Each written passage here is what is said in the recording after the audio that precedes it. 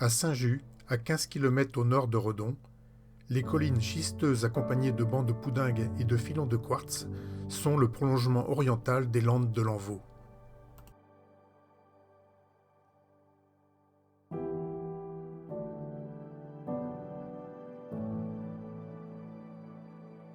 Deuxième site mégalithique de Bretagne, il présente une densité et une variété exceptionnelles de monuments.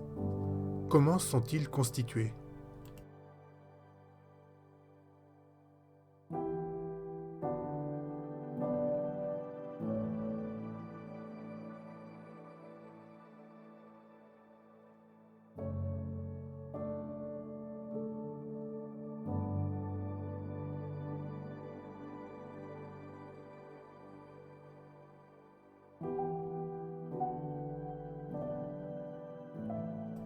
Les pierres composant ces monuments proviennent du substrat rocheux qui affleure souvent, ou bien qui est accessible à faible profondeur.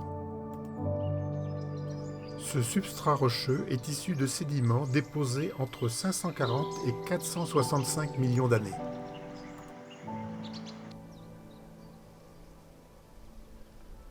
Elles sont connues sous le nom de formation briovérienne pour la plus ancienne et de formation de Pont-Réan pour la plus récente. Ce sont principalement des schistes et des poudingues, complétés par du quartz.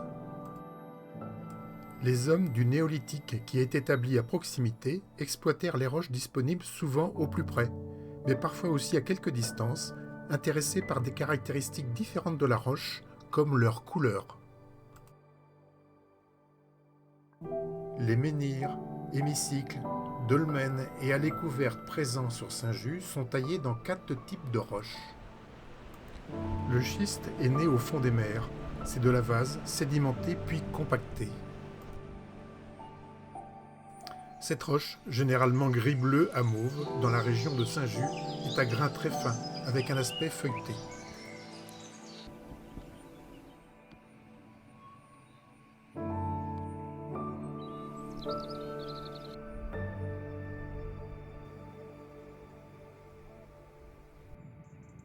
Les poudingues de Montfort ont pour origine d'anciennes plages de galets de grès, pour l'essentiel, constituées au moment où la mer envahissait une surface préalablement continentale.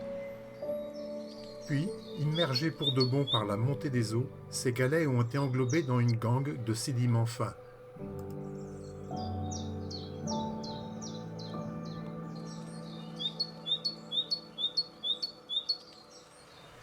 Le poudingue de Gourin est également un conglomérat, mais constitué de galets et de graviers de quartz.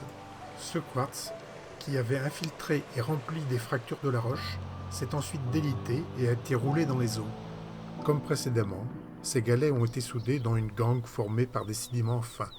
Le poudingue de Gourin est plus ancien que le poudingue de Montfort, mais l'un et l'autre sont à la base d'une série sédimentaire.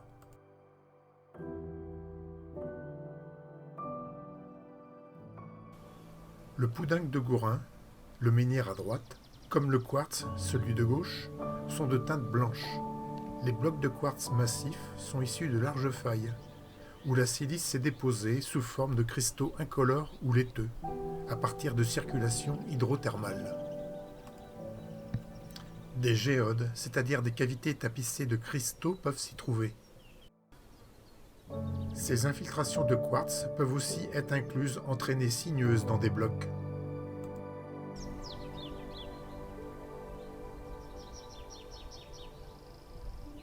L'extraction des pierres constituant ces mégalithes, leur transport et leur érection est l'œuvre de la population devenue sédentaire du néolithique.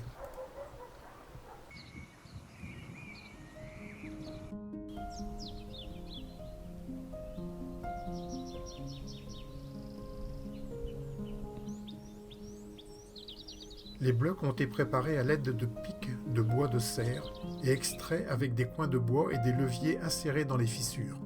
Puis, ils ont été déplacés avec des cordages sur des traîneaux de bois et des rondins, avant d'être mis en place. D'où proviennent ces pierres ? Les carrières peuvent être au pied des mégalithes. C'est le cas des blocs de schiste constituant les dalles de la chaussée de l'alignement sud du moulin.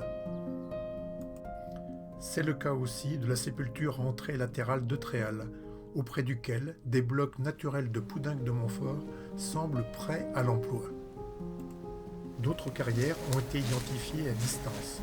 Celle de Bocalève, à 2 km à l'ouest de la lande de Coujou, est possiblement la source des mégalithes en Poudingue de Gourin. À Parsac, un filon de quartz affleurant en sous-bois, à 2 km de la lande de Coujou, est peut-être l'origine des mégalithes en quartz. L'utilisation des mêmes roches s'est prolongée jusqu'à nos jours. Pour le calvaire de Saint-Just, construit en 1908, beaucoup de mégalithes du nord-est de la commune ont été sacrifiés. Moins discutables, les carrières de schiste, surtout, ont été abondamment exploitées pour les habitations et les clôtures en palis.